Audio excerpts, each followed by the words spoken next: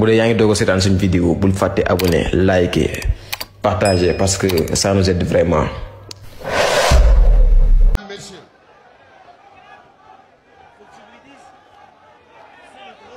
Les amis, on est là pour le sport, on est là pour la culture sénégalaise, la jeunesse sénégalaise. Alors on vous laisse le temps, on vous laisse le temps, on vous laisse le temps de vous défouler et après on va continuer le programme. Est-ce que vous êtes...